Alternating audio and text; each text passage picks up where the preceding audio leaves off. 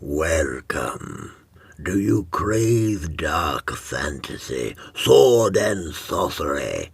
Look no further, for I bring ye a tale torn from the pages of Savage Realms Monthly. And if this tale merely whettens your appetite, then click the magic link in the description. The glowing runes will take you on a journey to their secret library. But be warned, once you start reading, you might not be able to stop. Tonight's story.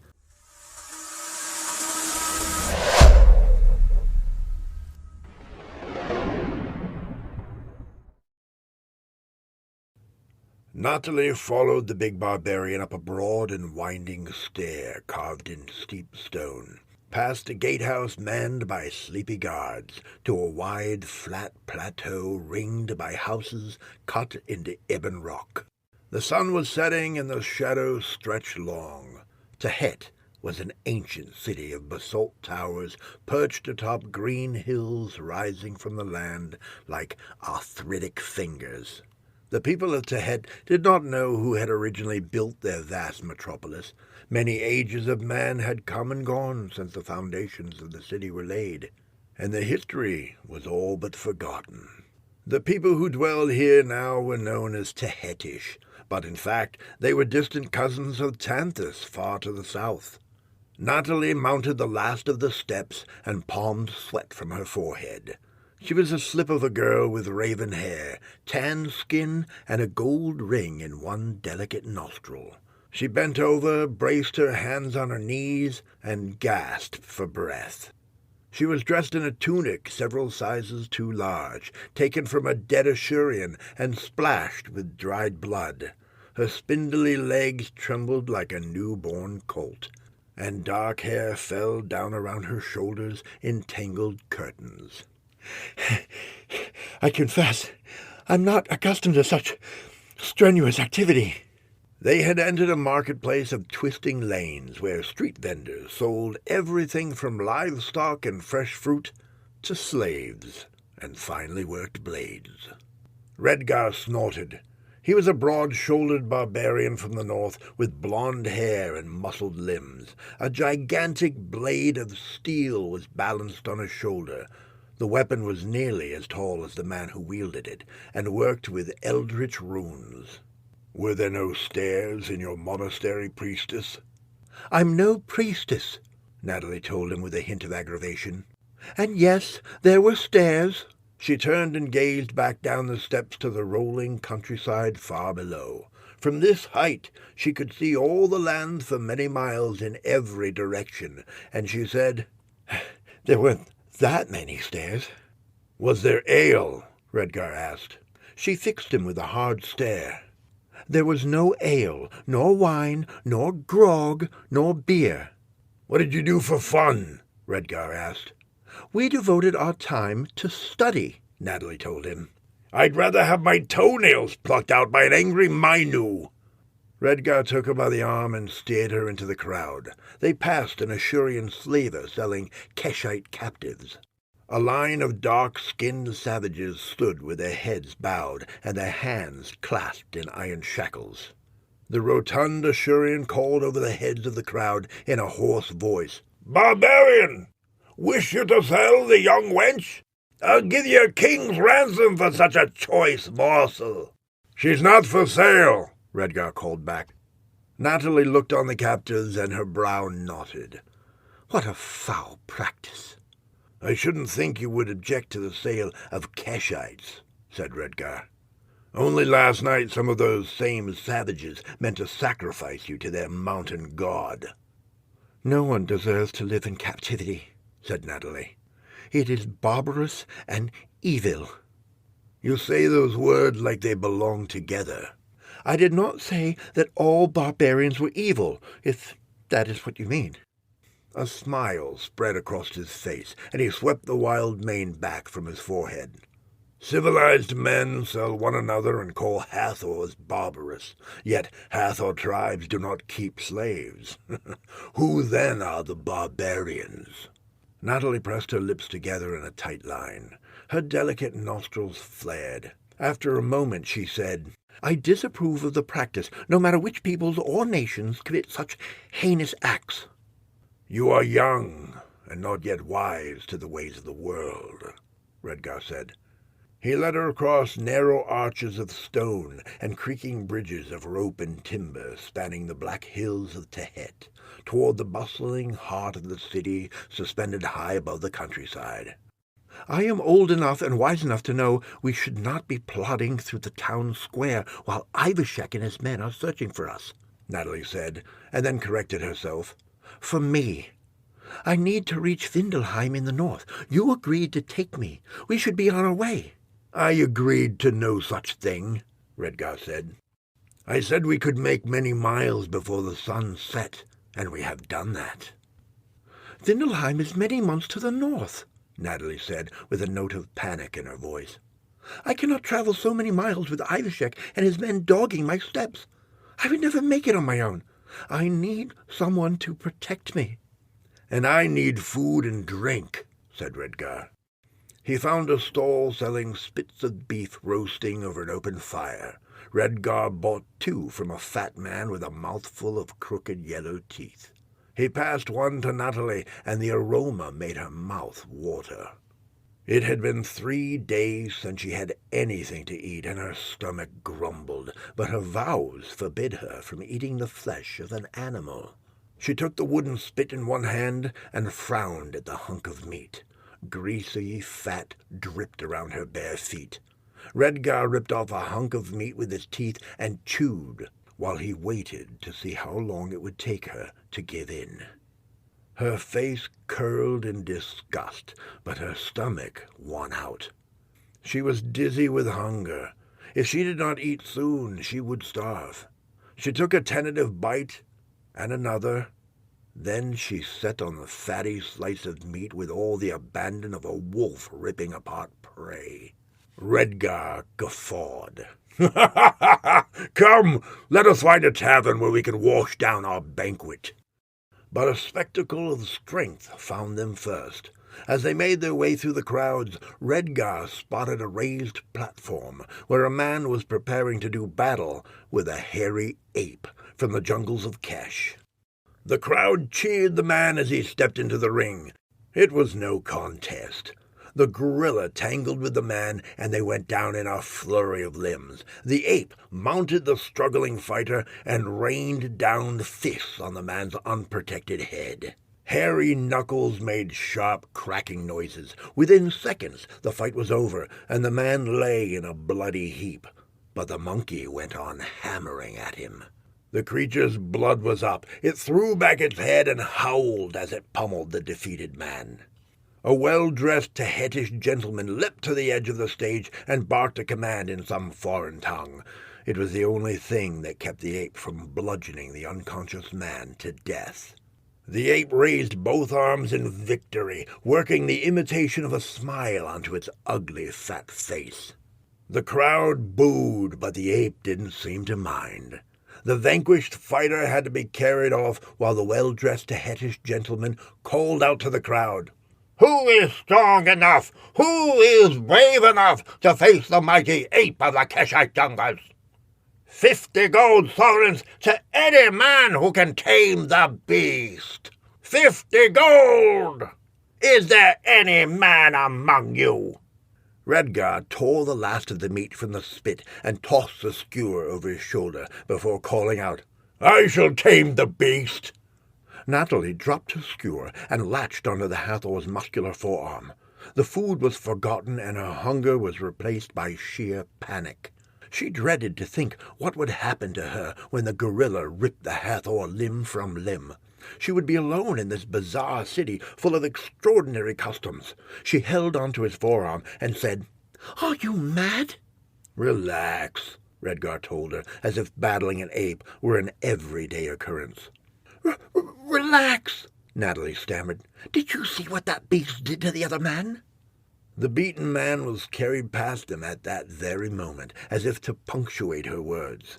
His head had swollen up like a pumpkin, and he left a trail of blood in his wake. 50 gold sovereigns if I win, Redgar said. And if you lose? Redgar calmly pulled his arm free and said, "You will need to hire yourself another protector." The Tehetish master of spectacle yelled to be heard over the ruckus din. "The Barbarian versus the Beast! Who will win? Place your bets! Place your bets!" Natalie said, "You cannot possibly beat an animal like that. It will kill you."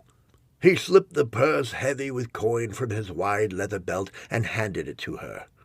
"Put 20 gold on me." "This is madness," Natalie told him. "Madness!" But the Barbarian was already cutting through the crowd, leaving Natalie alone with the purse. Several spectators slapped him on the back. One woman darted forward to clutch at his broad chest. She grinned like a jungle cat and licked her lips. Redgar hauled himself onto the platform and handed his massive sword to the master of ceremony. The Tehetish man reached for the weapon, and the weight of it nearly bowled him over. His eyes opened wide at the size of the blade. Redgar swung over the frayed ropes into the ring with the grace of a leopard stalking his prey. "Place your bets!" the master of ceremony called. "Place your bets!"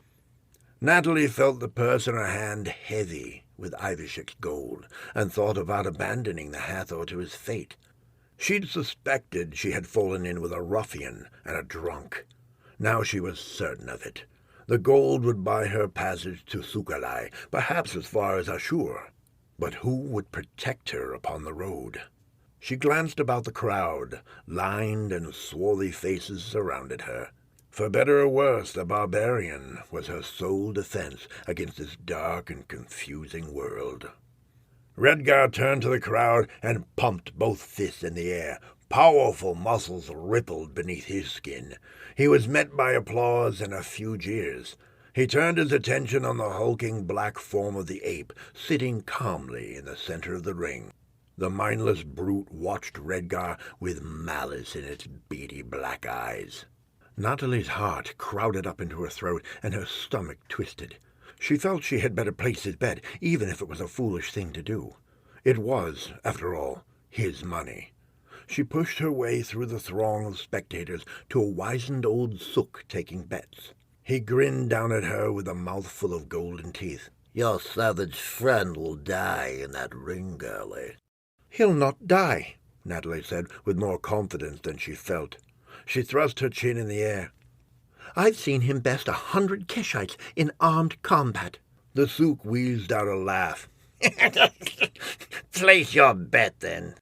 Natalie counted out 20 gold coin from the purse, then put 10 back. If the Hathor lost, she would need money for the long road ahead. 10 gold on the Hathor. The master of ceremony waved a hand in the air and hollered, "Let the games begin!" Natalie tied the leather purse to the drawstrings of the oversized tunic and then stood on her tiptoes in an effort to see above the crowd. Her stomach was a knot of coiling serpents, and she felt like she would vomit up the beef. Redgar waded forward to meet his opponent. The great beast rose from his haunches and spread long, hairy arms, layered in muscles, like he was expecting a hug. Redgar wasn't foolish enough to grapple the ape. He dodged to the outside, clutched at the animal's wrist, and hammered a fist down on the beast's elbow. There was a meaty snap, and the ape's hairy arm bent the wrong way. A mighty cheer went up from the crowd. The gorilla bellowed in rage and swung his good arm in a wide arc, catching Redgar a blow on the cheek. The Hathor stumbled back against the ropes, dazed by the attack. The ape was on him in a flash. With a bestial roar, the ape bore Redgar to the platform and raised one hairy fist overhead to pummel the Barbarian.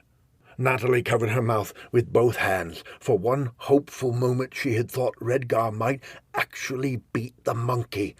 Now it looked all but hopeless. Natalie's heart crawled up into her throat. Redgar's hands shot out like twin cobras, and he clapped his open palms against the ape's ears with a flat thwack. The gorilla reared back and fell. It let out a painful screeching noise and blundered around the ring. A stunned hush fell over the crowd as the wounded animal stumbled and shrieked. Redgar leaped to his feet, grasped a fistful of the ape's hair, and drove his knuckles into the animal's eye socket with a hard crack that split the silence like thunder. He landed 2 more blows before the ape swatted him away with one vicious swipe of that muscle-bound arm. Redgar stumbled back but kept his feet. His body was lathered in sweat, and a large purple welt was rising on his chin where the ape had cuffed him. He lunged forward, clasped both hands together, and brought them down on the beast's head. While the Hathor battled the ape from the dark jungles of Kesh, Natalie noticed a pale-skinned woman watching the scene from an open doorway. She was hauntingly beautiful, with a lithe body and dark foreign eyes. The woman studied Redgar with a cold, calculating gaze. Something about her made Natalie's skin crawl. As if sensing she was being watched, the woman turned her gaze on Natalie. Gooseflesh marched up Natalie's arms in ranks. She quickly looked away, turning her attention back to the fight, in time to see Redgar deliver a devastating blow that knocked the wounded ape to the ground in a bloodied heap. The master of ceremony stood with a dumbfounded expression on his face. The battle was over, and his ape had lost. He didn't know what to do. This had never happened before. Redgar stepped to the edge of the stage and pumped both fists in the air to wild applause. Natalie suddenly wished she had put every last gold coin on the Hathor. She would have made enough to hire a dozen strong men to escort her north. She reached down and felt around on the coarse tunic, but the purse was gone. By midnight, Redgar was deep in his cups. His ability to quaff wine seemed matched only by his skill in battle. He had been furious to learn Natalie had lost the purse, and even more angry when he found out she had only placed 10 gold on him. The 50 he won from beating the ape helped calm his temper, and after collecting his winnings, Redgar had steered a course to the nearest alehouse. That was several hours ago. Night had fallen. The sky beyond the narrow slits that served as windows showed a velvet sky dotted with winking diamonds. A thick layer of smoke hung in the air, and flickering lamps were suspended overhead, creating halos in the slowly eddying haze. The crowd, most of them witnesses to the fight, were bellowing their way through a Tehetish war chant. Redgar reclined on a low settee, a cup of wine in one bloodied fist, singing along with the mob. Natalie sat on the floor at Redgar's feet, her knees drawn up to her chest and her head pounding from all the raucous laughter and singing. Redgar had toasted admirers and told stories of his adventures, while Natalie sipped from a cup of stale wine. It was getting late, and she longed for a soft palate. She couldn't remember the last time she had slept. Fate, it seemed, had other plans.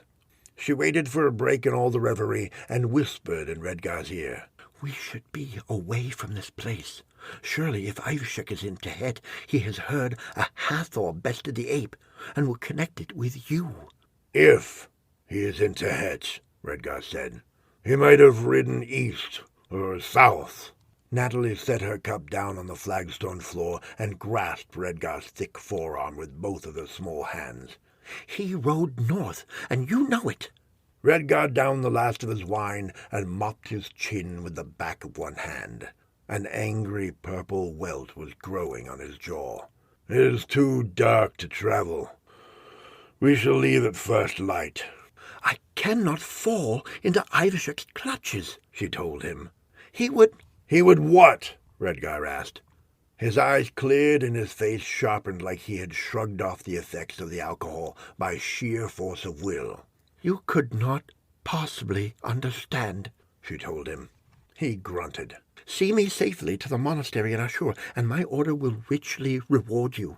"How richly?" Redgar asked. "Far more than you made fighting an ape with your bare hands," said Natalie, "and much less dangerous." Redgar grinned. "We are far safer indoors than we would be in the wilderness. We'll take rooms here for the night. Iveshek and his sellswords will not try to waylay us with all these witnesses about."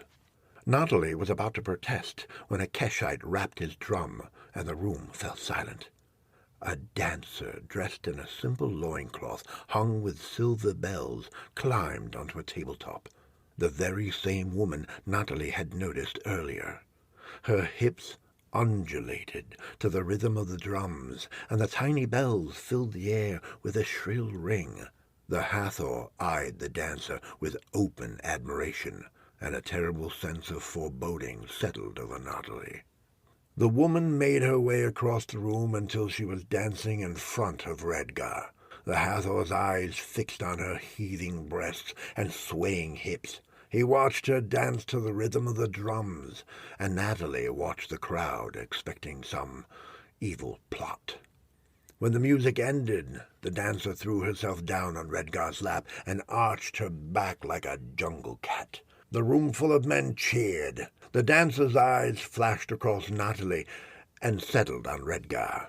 The fingers of her right hand trailed across his broad chest, and she smiled. "You are the one who bested the ape."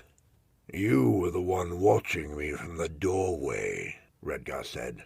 Natalie sat up a little straighter. Redgar had spied the pale-skinned seductress, even as he wrestled the gorilla.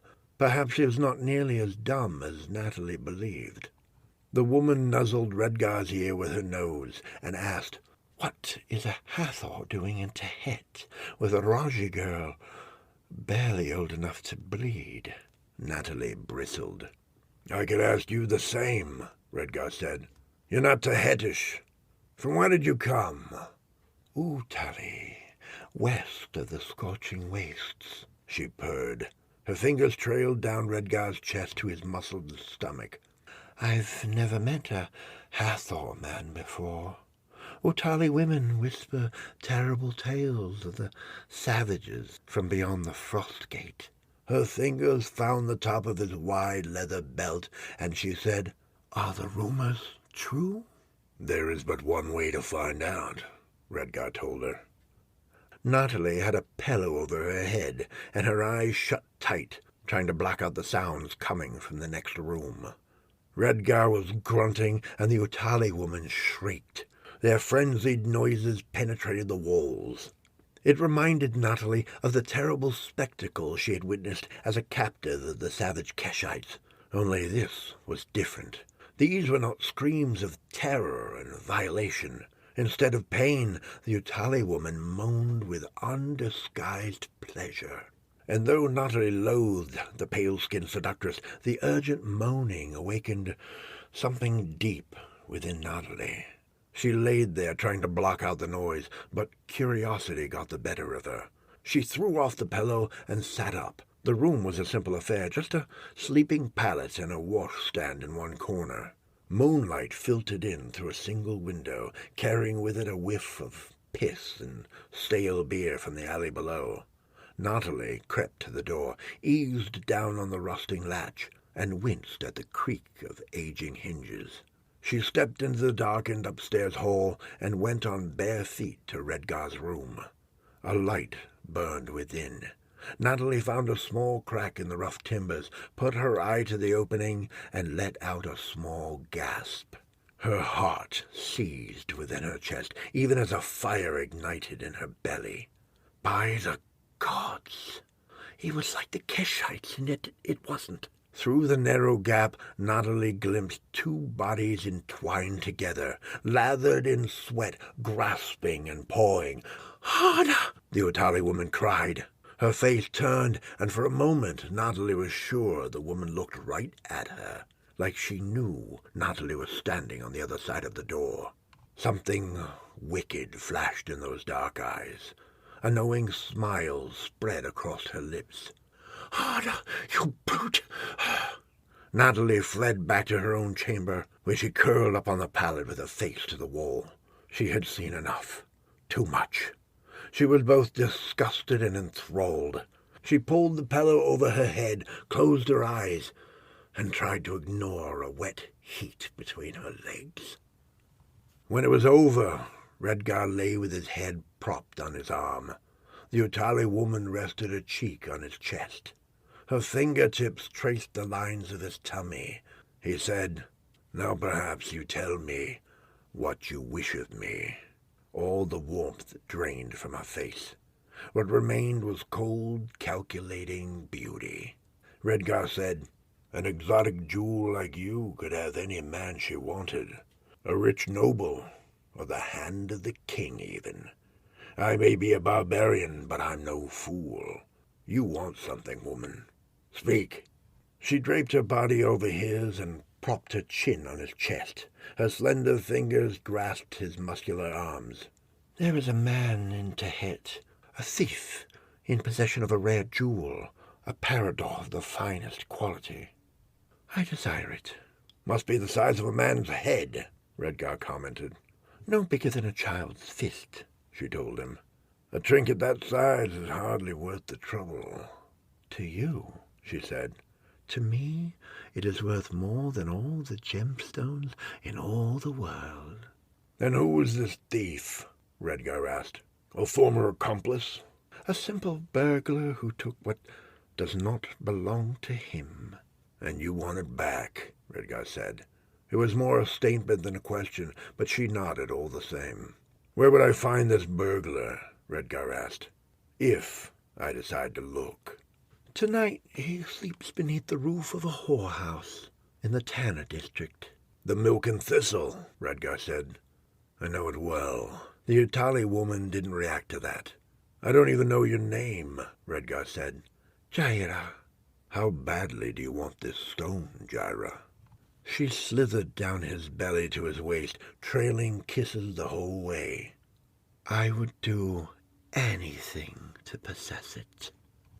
Redgar found the thief's window easy enough.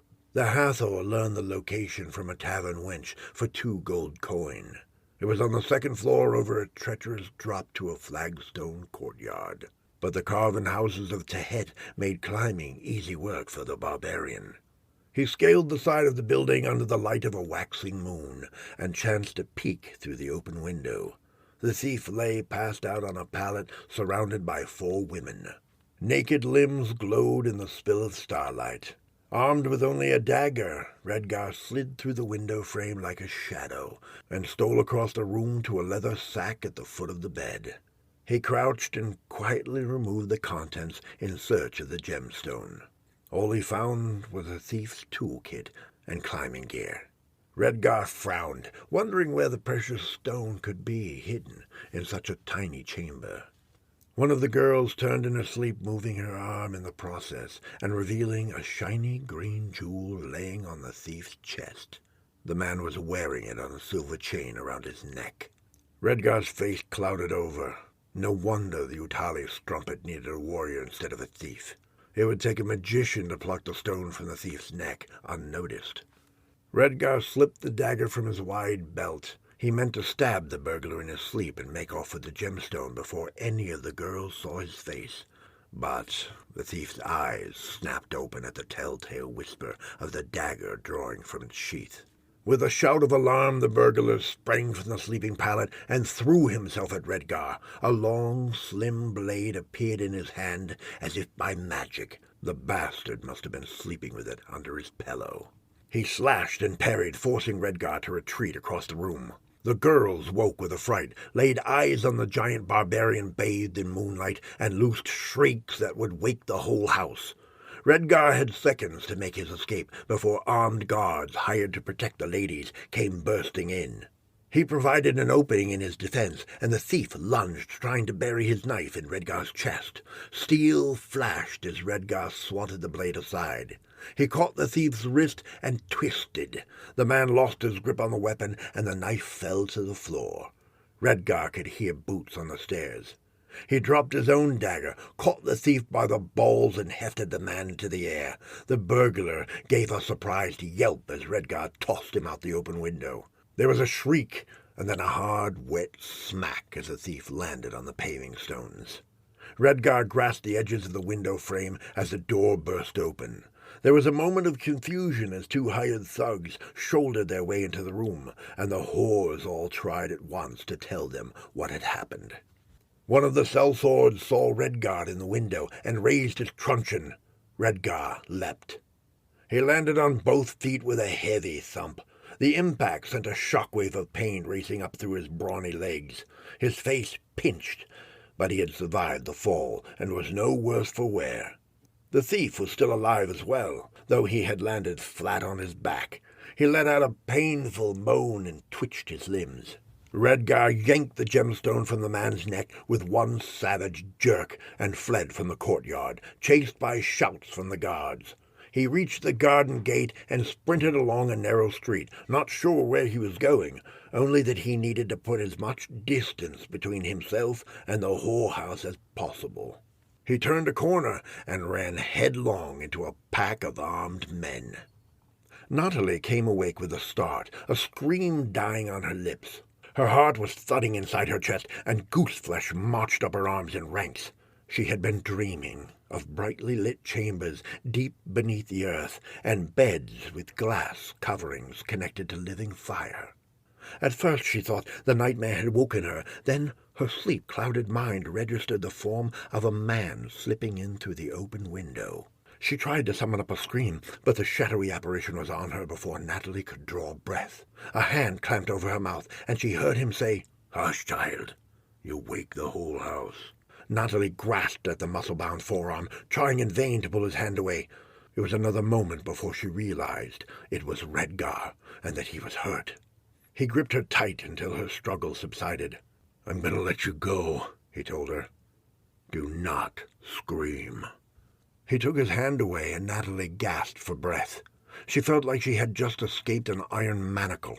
She said, "What are you doing, sneaking around in the night like a common criminal?"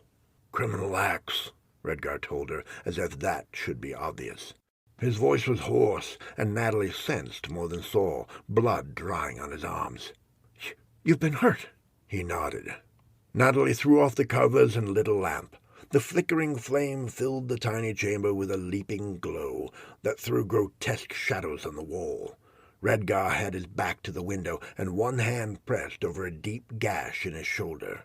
The other hand gripped a flashing green stone the size of a child's fist.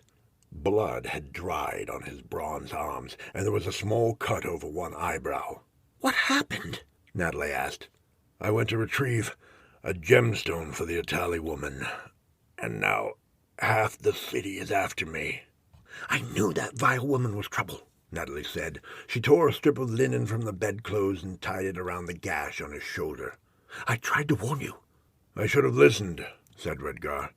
While Natalie tended to his wounds, Redgar told her briefly about his adventure, ending with, "I was waylaid on my way back here by half a dozen lads armed with short swords. They were all dressed in white robes emblazoned with a crimson insignia upon their breasts. They seemed to be looking for the gemstone as well. I barely escaped." "You should give that jewel to the Natalie seductress straight away and be done with it." He shook his head. "Not until I know its worth and why half the brigands in Tehed are after it." "Even if it costs you your life?" "My life's not worth a wooden penny," Redgar told her as he tied the gemstone on its leather thong around her neck. "Hold on to it for me until I find out why Jaira is so desperate to possess it." After she had tended his wounds, Redgar sent Natalie next door to fetch his sword, then put his head down on the thin pillow and let his eyes slip closed. A high-pitched shriek yanked the barbarian from sleep. He threw off the covers and sprang to his feet. His powerful legs were bunched and ready to move. He didn't know if he had slept hours or minutes, but the sky beyond the window was still dark. There was a commotion in the hall, another muffled scream followed by the sounds of a struggle. Redgar went to the door, poked his head into the corridor, and pulled back in time to avoid an arrow. The missile buried itself in the wooden frame with a sudden thwack. Redgar had glimpsed Natalie wrestling against 4 brigands dressed in black. She had been on her way back from fetching his sword and tried to defend herself with it, but the massive blade was too heavy for her to lift, let alone swing. Redgar chanced another peek. One of the assassins pulled back on a curved short bow and released. Another arrow embedded itself in the doorframe. Leaving the room would be instant death. He could only wait while the brigands bound the struggling girl and looked for an opportunity. Ivashek's henchmen or Jaira's, Redgar wondered, or some other faction intent on claiming the stone. His brow furrowed.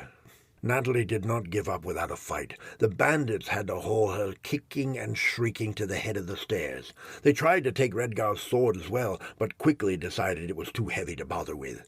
One of the thieves gagged Natalie as they wrestled her down the steps.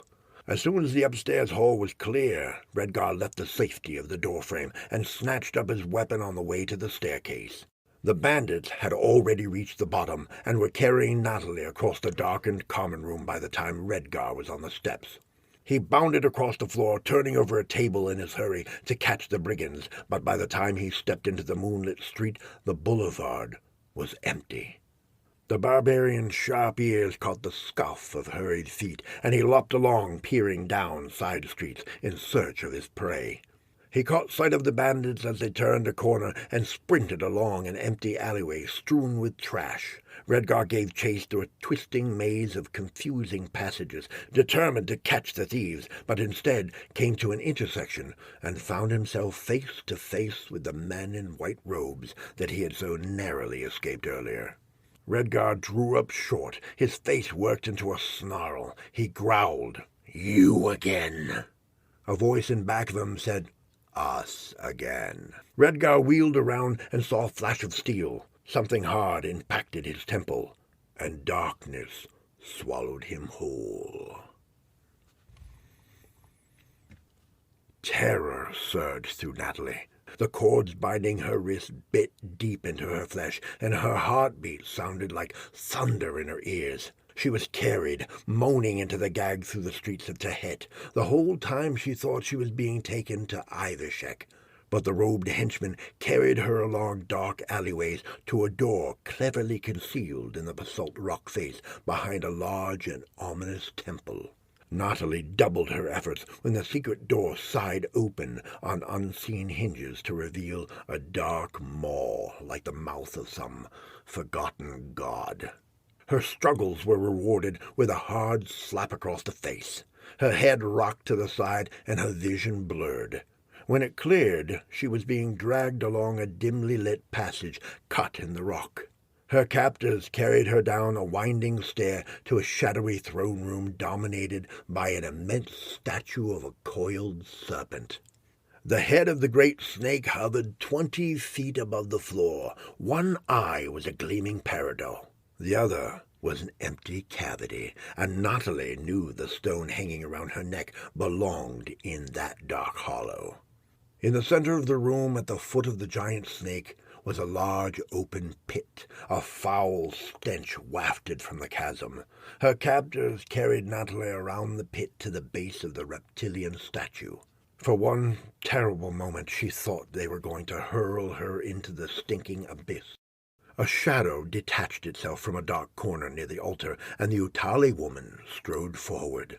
She was naked, save for a slender belt of silver holding up an emerald sash that trailed the floor. A hungry light danced in her dark eyes as she crossed the chamber to stand in front of Natalie. She arched a carefully sculpted brow and asked, "Why have you brought me the youth?" "She possesses the stone, priestess." One of the henchmen yanked open the oversized tunic to reveal the gleaming jewel at the end of its leather thong. Gyra's eyes lighted on the winking peridot hanging between the small buds of Natalie's breasts. She sucked air in through clenched teeth and reached out a hand, but stopped short of touching the gemstone. Instead, she caressed the naked flesh around Natalie's nipple and spoke in a throaty whisper. "At long last."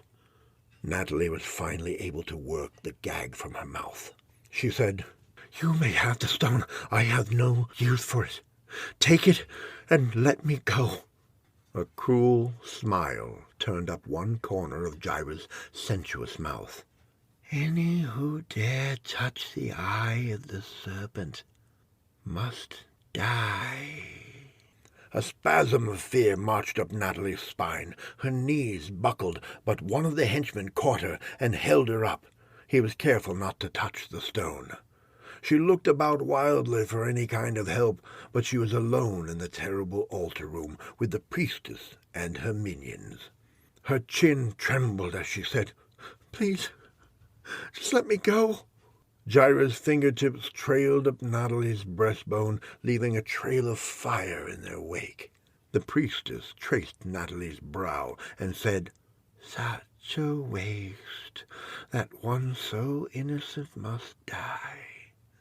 But I am not without mercy. Carry out a simple task for me, and I will make your death quick." Natalie started to shake her head. The priestess caught her chin in a powerful grip. "Refuse, and my worshippers will strip the skin from your bones in tiny ribbons. You will beg for death before the end."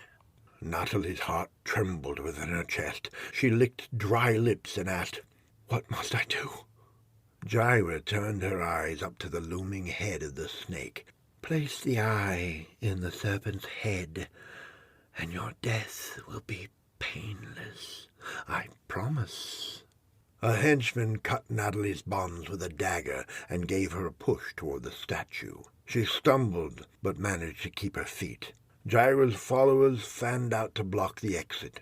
The only other escape was to throw herself into the pit. Tears trailed down Natalie's cheeks as she put one bare foot on the base of the coiled serpent and pulled herself onto the body of the effigy. She forced herself to mount the coils. The stone was cold and clammy beneath her hands. She felt almost that she was climbing a live snake. Twice she almost fell and was forced to hug the thick body of the serpent as she scrambled toward the head. She could see down into the pit from here, and at the bottom she glimpsed brackish green ooze. She reached the head, lifted the leather thong over her head, and paused. "Do it!" Gyra hissed. The priestess stood directly beneath the serpent's gaping maw, her naked chest heaving in anticipation. Her voice shook with passion. "Replace the eye!" Natalie thought about hurling the jewel into the pit, but that would not help her predicament. Gyra's henchmen would carve her into ribbons, after they had defiled her, no doubt. Better to replace the stone and suffer a quick death. With shaking fingers, Natalie bent over the wedge-shaped head of the snake and seated the peridot in the empty eye socket. The stone locked into place with a soft click, and Natalie felt a shudder run through the stone between her legs. The eyes flashed with green light, and the throne room filled with a terrible sound that caused Natalie's teeth to vibrate in her skull. She clapped both hands over her ears and would have fallen off, but she clamped her legs tight around the humming stone. Gyra raised both hands in the air and shouted, "Come forth, O great serpent god of the realms beyond time! Come and claim your faithful servant! Come, great snake, awaken!" From the mouth of the statue of poisonous green serpent emerged. The viper dropped to the stone floor of the chamber with a cold, wet plop, landing directly in front of Gyra. She fell to her knees and spread her arms wide in a gesture of surrender. "I am your priestess, O serpent god." The snake slithered around her knees, up her back and over her shoulder. The long reptile body coiled around her, and Natalie watched in horror as the serpent flicked its forked tongue into Gyra's open mouth. The priestess whispered to the snake, offering herself to her serpent god. The snake's head swayed hypnotically in front of Gyra's face for a moment, then slid down between her naked breasts to disappear beneath the simple sash hanging between her thighs. Gyra's eyes opened wide in surprise and horror. She jerked, and a blood-curdling scream ripped from her lips. The henchmen dropped their knives and retreated to the corners of the room, and Natalie knew she should try to escape. This might be her one chance, but she couldn't take her eyes off the horrific spectacle. Gyra was on her back, writhing in pain as more and more of the snake disappeared between her thighs. Her screams echoed around the chamber, bouncing off the walls and rebounding until it sounded like the souls of the damned, all screaming at once. Natalie thought it would drive her mad. She realized she was screaming as well. Then the snake had vanished, and Gyra lay still. Her eyes were open, and her naked body lay stretched upon the floor.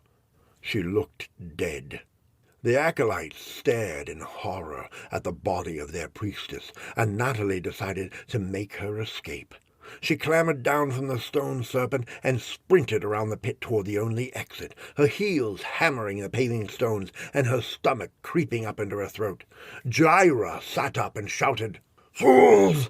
Do not let her escape!" The henchman quickly blocked Natalie's path. She tried to backtrack into the chamber, but the acolytes were faster. One of the men wrapped his arms around her waist. Another scooped up a knife and put the blade to her throat. Natalie felt the edge press against her exposed skin. Her eyes opened wide, and she started to scream.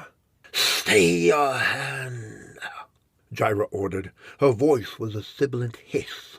She rose from the ground, and a forked tongue darted between those seductive lips.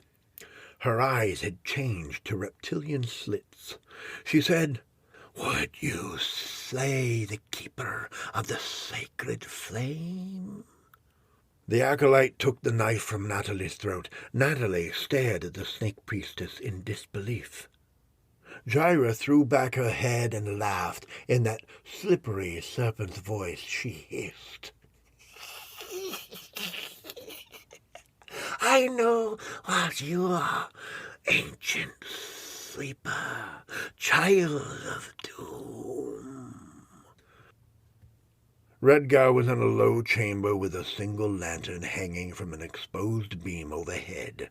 Iron shackles bound his wrists and bit into his skin. He flexed his shoulders and jerked at the bonds, but they were securely fastened to an iron ring in the wall. 3 of his captors stood watch at the door. They wore white robes emblazoned with a red poppy upon their breasts, and stood with their hands on their sword hilts. "Who are you?" Redgar demanded. When he didn't answer, he growled, "Unbind me and face me as a man, you cowardly dogs!" They watched him with furrowed brows. Redgar ranted and raved, rattling his chains and cursing them. When that didn't work, he sat quiet and waited in brooding silence. Some time later the heavy iron door groaned open on rusting hinges, and a short, squat man with grey in his beard entered. At his side stood a tall, well-built youth with hair of flaxen gold. He was the one who had clobbered Redgar. The bearded man gathered his white robes and crouched in front of Redgar. "You are Hathor," Redgar nodded. "You were a long way from the Frost Gate," the older man said. Redgar simply stared at the man. He knew the many leagues to the Frost Gate. He had crossed them, mostly on foot, living by wits and the cut of his blade. The man said, "What does a barbarian want with the eye of the serpent?" "I know not what you're talking about," Redgar said. "I have no interest in serpents." "Where is the stone?" the man demanded. "I haven't got it," Redgar said. "Who does?" the man asked. "I don't know." The young man stepped forward and spoke through clenched teeth. "He lies. Give me 10 minutes alone with the brute. I'll beat it out of him." Redgar chuckled. "You couldn't beat the truth from a besotted whore." The youth cuffed Redgar across the face. It was a flat, hard smack that turned Redgar's head to the side. It stung, but Redgar refused to show any sign of pain, refused to give the young pup the satisfaction. He spat on the flagstone floor instead and glared at the young man with eyes that smoldered. The old man held up a hand. "Come now, Barbarian, we do not wish to inflict pain. We're not torturers." Redgar tugged at his chains in response to that. "Unfortunate, but my brethren assure me quite necessary," the old man said. "They tell me you are something of a rogue and a ruffian." Redgar barked a laugh. "Ha! I am both of those things." "And yet you claim to have no interest in the stone," he said. "Why did you steal it?" "I didn't steal it. I stole it back," Redgar told him. "It was taken by a thief, and I was asked to retrieve the stone by the Lady Gyra." The young warrior snarled. "What did the snake priestess promise you, barbarian?" "She promised me nothing," Redgar said. "She paid me handsomely in her own way. You're too young to understand." The youth stiffened and his ears turned red. "He admits he is in league with the snake worshippers." "Yes," the older man said, "which is how I know he speaks the truth." The young man's eyes bulged from their sockets, and his hand tightened on the hilt of his sword. "Would he admit to such if he knew who Gyra was?" the old man asked, "or had any idea the significance of the stone?"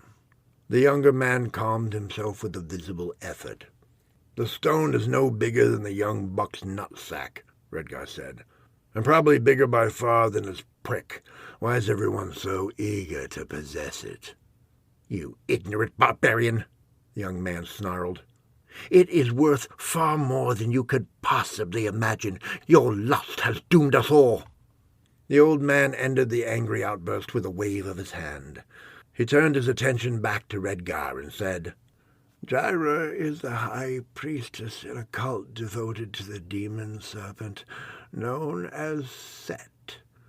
For hundreds of years the Setites terrorized Het and all the lands far and wide with their dark rituals and human sacrifices.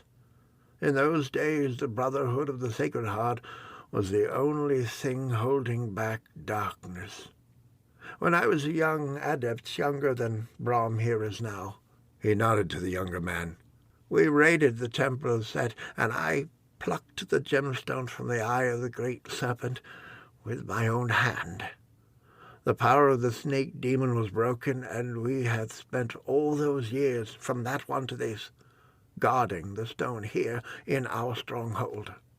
Without the power of their demon lord to guide them, the followers of Set dispersed. Their reign of terror had ended, but a few remain loyal and have spent their time watching and waiting," he continued. "Then, this was 3 nights ago, a thief penetrated our sacred halls and made off with the eye of the serpent. Since then, we have been desperately trying to recover the stone, but Gyra and her followers could lay hands on it." "And if they do?" Redgar asked. The older man shook his head, and a deep, unsettling fear stole into his cloudy eyes. "Het will fall under the dominion of the snake." "Unbind me," Redgar said. The man looked surprised and taken aback, as if Redgar had asked him to scoop fire into his lap. Redgar briefly told the Brethren of the Sacred Heart how he had taken the stone from the thief, and then how it was stolen, along with Natalie, when a group of rogues attacked the inn. He ended with, "If what you say is true, then the brigands who kidnapped Natalie and took the stonework for Gyra, they may even now be resurrecting their dark god.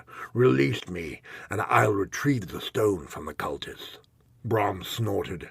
"Why should we trust you, a barbarian who has already admitted he was a willing servant of the Serpent priestess?" "Who will defeat the snake worshippers?" Redgar asked. "You?" Brom thrust his chin in the air. "I'd give my life for the cause." "I have no doubt," Redgar said. "But dying on the sword of a cultist will not retrieve the stone, or save Natalie." "This girl, Natalie," the man said. "What is she to you? Your daughter? Your concubine?" "She is a scholar of some kind," Redgar told him. "I plucked her from the clutches of Keshite raiders." "And now you feel responsible for her?" Redgar shrugged one massive shoulder. "I'd rather not see her sacrificed to a snake." Give me your word you will retrieve the Eye of the Serpent. On my word as a Hathor, clan of the White Wolves, I will bring back the Eye of the Serpent." "Release him," the older man said. One of the brethren stepped forward and took a ring of keys from his belt. He didn't look happy about turning the barbarian loose, but he bent and removed the shackles. Brom's knuckles turned white on his sword hilt, and he eyed Redgar warily. Redgar massaged chafed wrists. The older man stuck out a hand. "I am called Krieger." Redgar introduced himself, and Krieger said, "Fetch his sword." The first dim rays of light broke over the eastern horizon, tinging the sky with a soft, warm glow. The sun would soon be up, and the city would teem with life, but for now the only people awake were street vendors erecting their stalls in silence. And Redgar, followed by a dozen brethren armed with short swords and clubs. They marched through the streets to the Temple of Set, rearing above the surrounding houses like a grim reminder of darker days. They stopped at the steps leading to a stone arch. "It has been abandoned for years," Brom said. "Or so you thought," Redgar told him. The two men had formed an uneasy truce. For the moment they were fellow soldiers united against a common enemy. Brom said, "We should look for another entrance. Krieger said there used to be a secret door in back of the temple." "By the time we find it, the cultists will have finished their dark work," Redgar said. "They may have finished already. Come, let us be about our noble deeds." He mounted the steps, the giant sword balanced on his broad shoulder, and paused in front of the set of bronze doors worked with the image of twin serpents. He swung the blade down off his shoulder and laid it on the ground before bracing his hands against the towering doors.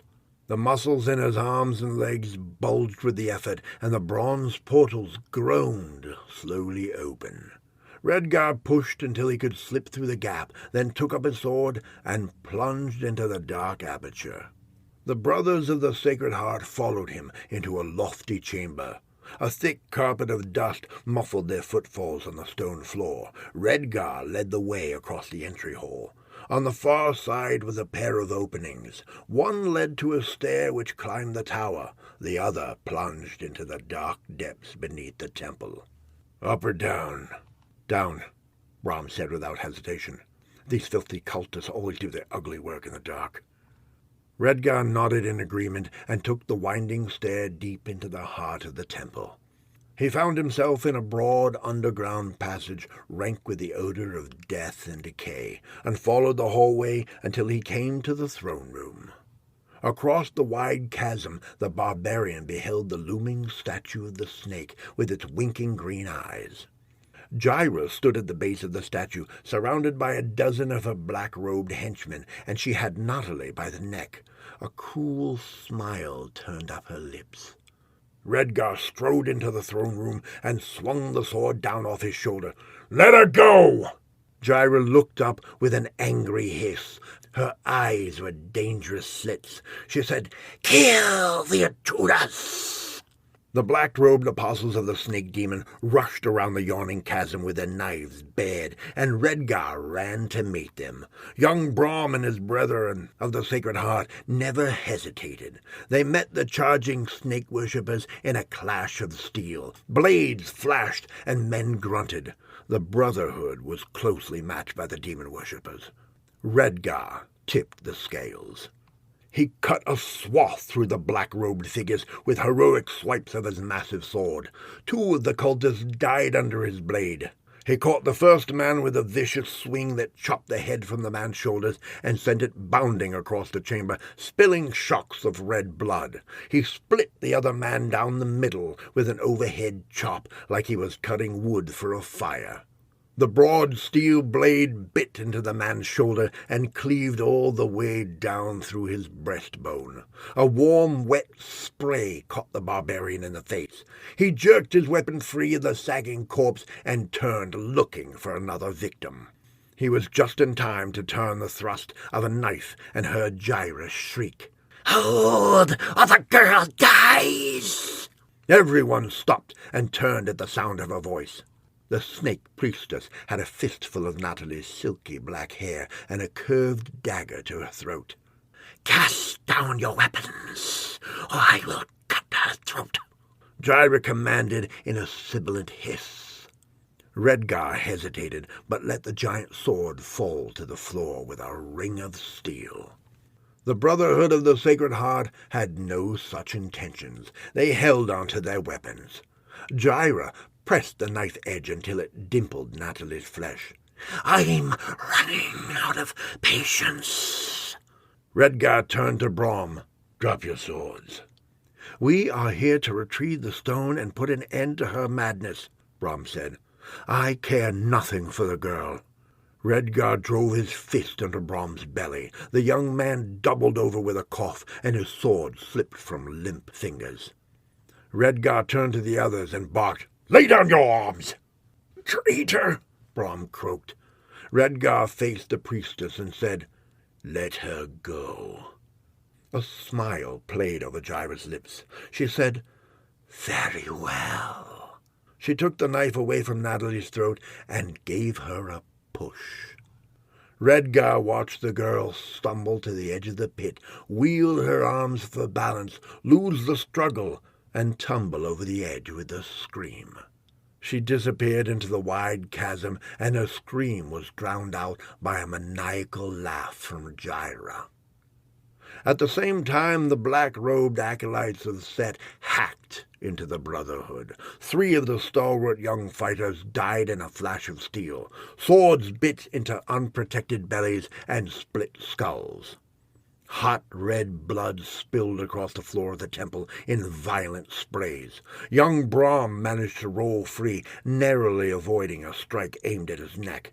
He clutched a fallen sword and sprang back to his feet, ready to fight. Redgar ducked a whistling blade, sprinted to the edge of the pit, and peered over the side. Natalie had survived the fall and found a giant serpent coiled at the bottom of the pit. The body of the snake wrapped twice around the base of the pit before disappearing through an open archway. A wedge-shaped head rose from the water and swayed hypnotically in front of the girl. A forked tongue flicked out from its mouth. Natalie opened her mouth to scream, but no sound came out. She was horror-struck. She backed up against the wall and closed her eyes tight. Redgar heard movement behind him and spun into a crouch. A sword whistled over his head. He grabbed the snake worshipper by the front of his tunic and carried the man over the edge. The henchmen screamed as they fell. Redgar had been aiming for the snake's bobbing head, but missed, and they crashed down in the slimy ooze. Brackish water poured down Redgar's throat, choking him. He pushed himself up for air and spat. The acolyte came up out of the water at the same time, sputtering and gasping for air. The snake let out a hiss, and the wedge-shaped head whipped around to face these new intruders on his domain. The giant serpent had lived in the bowels of the temple for many ages of men, feasting on human sacrifices, but it had been years since the snake tasted flesh.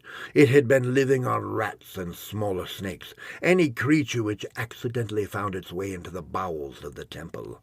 Now, for the first time in decades, it had flesh to feast upon, and it could not decide who to eat first. Redgar wasted no time. He raised one foot and kicked the cultist in the back. The man staggered forward into the snake's path. The ancient beast moved with the speed that defied rational thought. The scaly body wrapped around their cultist and began to squeeze. He gave one horrified shriek as the bones in his body splintered. Dark red blood vomited from his mouth. The snake hinged open its jaw. Natalie chanced to peek, saw the snake devouring the cultist, and screamed in mind-numbing horror. The sound was like knives in Redgar's ears. He went down on hands and knees, feeling around the floor of the pit for the cultist's weapon. His fingers closed on something hard. He pulled it up from the ooze, only to find a cracked bone. Redgar cast away the grisly artifact and went on searching. The snake continued to work its jaws around the cultist. He had stopped struggling, and everything but his legs had disappeared into the great serpent's mouth. Redgar knew he did not have long to live. When the snake finished with the occultist, it would turn on him or Natalie. He felt around the water until his hand happened upon steel. Redgar lifted the weapon in triumph. It was not the cultist's blade, but an older sword, pitted with rust, and a winking ruby was set in the handle. Redgar wondered how many men had met their doom at the bottom of this pit. The thought flashed through his mind, even as he pushed to his feet. The snake managed to swallow all but the cultist's twitching feet. Natalie threw her hands over her head and curled into a ball. Redgar sprang forward, burying the rusty sword to the hilt in the snake's engorged neck. Dark blood dribbled from the wound. The serpent whipped around in pain and fury. Redgar was thrown aside. He impacted the wall with bone-rattling force and slid down into a heap. The sword had pinned the dead man in the snake's gullet. The beast opened its jaws wide in an attempt to swallow, but the body was stuck. The snake thrashed, whipping this way and that, trying desperately to disgorge the man, but that didn't work either. Redgar shook his head to regain his senses and pushed up from the ground. He slogged across the watery pit and threw his body over Natalie in time to shield her from the writhing serpent. The heavy coils crashed into Redgar, and he grunted in pain. Natalie whimpered beneath him. He braced himself and took 2 more savage blows before the snake finally fell into the water with a splash. It wasn't dead, not yet, but its prodigious strength was failing. Redgar grasped Natalie's elbow and pulled her to her feet. "We have to get out of here." He dragged her across the shallow pool to the open arch. They ducked a low mantle, and Redgar had to run, bent at the waist. The snake's body filled most of the tunnel. One death spasm, and they would be crushed against the sloping wall. Redgar tried not to think about that as he led Natalie through the tunnel. The snake's body seemed to go on forever. Redgar and Natalie splashed through knee-deep water until they passed the snake's twitching tail and found a narrow staircase leading up. The snake would never fit through such a small passage. The pit was its prison as well as its home. Redgar and Natalie took the steps, 2 at a time. Both were soaked in foul-smelling water. They came out behind the statue, and Redgar motioned Natalie to the effigy. "Fetch the eye from the statue's head," he told her, "and be quick about it. The gemstones give the snake god his power." Natalie was already mounting the coiled body. "I know." Redgar passed around the base of the statue. He was now in back of Gyra. On the opposite side of the wide chasm he saw young Brahm and 3 of the brethren fighting for their lives against a dozen of the black-robed cultists. The stalwart brethren cut and slashed with their blades, hacking limbs and stabbing, but the cultists fought on despite mortal wounds. Redgar watched as 2 of the dead cultists sat up, picked up their swords, and rejoined the battle.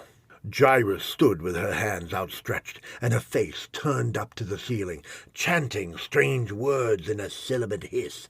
Redgar did not need to know anything about sorcery to know the snake priestess was giving life to her dead servants.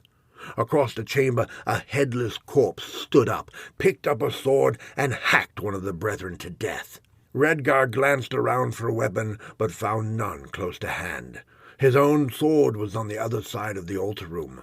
He would have to circle the pit to fetch it, and come back. By that time, Gyra would know he had escaped the depths. He thought about pushing her into the pit, but there was nothing to stop her from climbing the same stair he had come up. The Hathor clasped his hands together, stalked up behind the snake priestess, and brought both fists down on her head with a hard crack. Gyra's knees buckled and her words were cut short. As soon as she stopped chanting, the dead cultist sank to the ground. The priestess spun to face Redgar. Her eyes were reptilian slits, and her lips parted in an evil smile. A forked tongue flicked from her open mouth, and she hissed, "Lava!" Redgar took a step back, and Gyra advanced on him. Her head and shoulders swayed like a coiled viper. Redgar doubted strength alone could overcome such evil. His eyes fell on a sputtering torch in a bracket at the base of the statue. The bottom of the torch was carved into a snake's pointed tail. He jerked it free from the bracket, turned, and drove the sharp end through Gyra's naked belly. The priestess clasped the flaming torch in both hands and cried out in pain. The skin of her belly rippled as if some creature writhed just below the surface. Redgar's eyes opened wide in surprise. He watched Gyra's mouth hinge open, and the skin of her cheek split as she disgorged a poisonous green serpent. Her throat swelled to twice its size, and she made gagging noises as the snake wriggled free of her mouth. Her eyes were open wide in pain and horror. Redgar stumbled backwards into the statue. He had never seen sorcery like this before, and he was transfixed. Gyra sank to her knees, and her eyes rolled up as the snake trailed from her open mouth. When the last of the snake left her body, Gyra fell to the floor. The sputtering torch was still planted in her belly, and her mouth was a bloody gash. Her eyes started into nothing. The snake slithered across the floor and rose up in front of the barbarian, hissing and spitting.